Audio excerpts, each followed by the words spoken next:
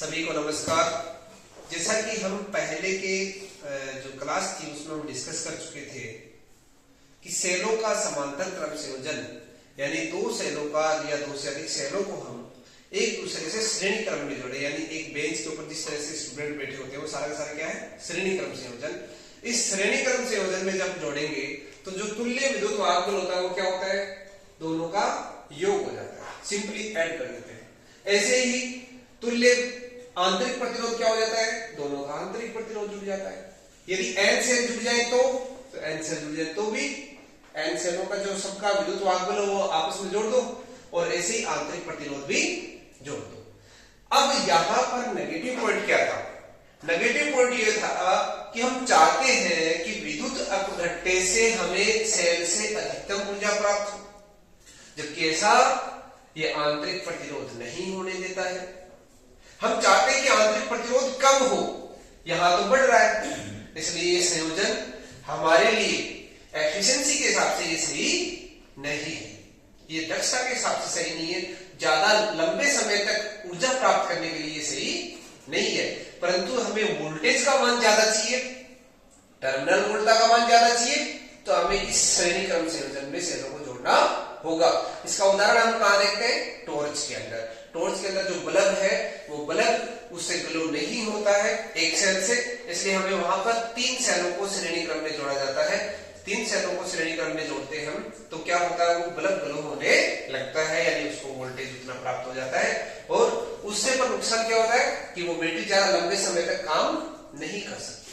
तो दूसरा सिस्टम है सेलों का समांतर क्रम संयोजन। चलो इसको देखते हैं। यदि सेलों को एक दूसरे के समांतर क्रम यानी आगे पीछे की लाइन बोल दो आप, एक तरह से एक बेंच पीछे वाले बेंच दोनों एक दूसरे से समांतर क्रम संयोजन में जुड़े हैं, तो ये सेल जिसका विद्युत वाहक बल ε1, आंतरिक प्रतिरोध R1, इसका ε2 R2, इन दोनों को जोड़कर एक बनाया जाए तो इसका तुल्य विद्युत वाहक बल होगा εEq, आंतरिक प्रतिरोध होगा Req। आइए देखते हैं किस प्रकार इसका εEq और Req का मान होगा, किस तरह से कैलकुलेट कर सकते हैं। आपको मालूम है कि किरचॉफ के नियम से किसी भी संधि पर जब कोई विद्युत धारा आगमन होता है, उसका आगमन होता है तो उस संधि पर वह उतने रस्तों में क्या हो जाएगी, विभक्त हो जाएगी, यानी I1 और I2 में ये बट जाएगी।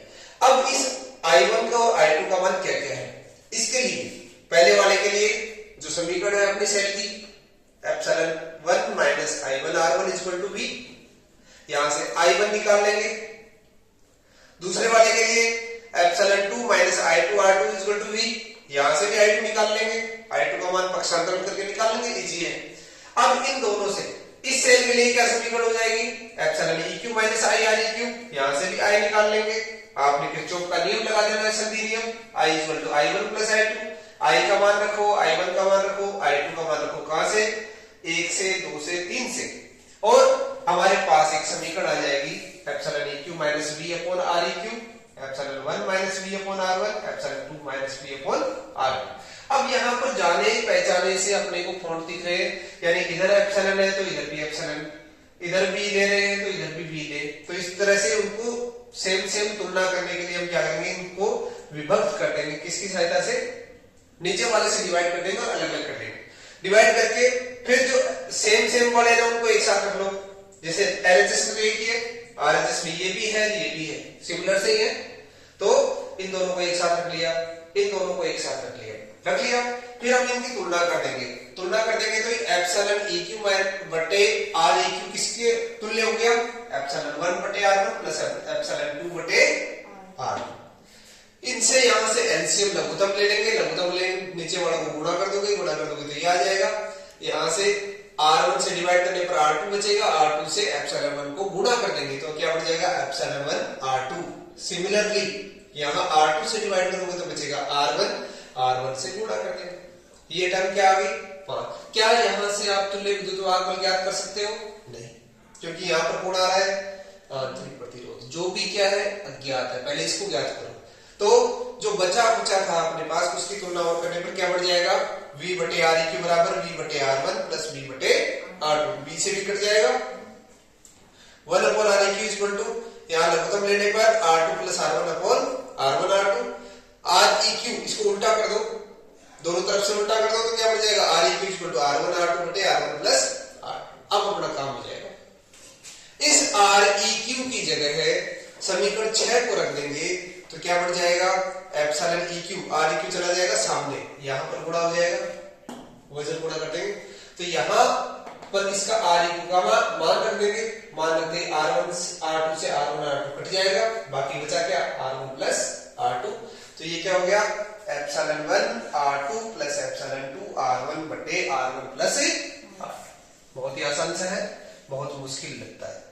इस चैप्टर का सबसे महत्वपूर्ण कोई टॉपिक है तो सेलों का संयोजन है।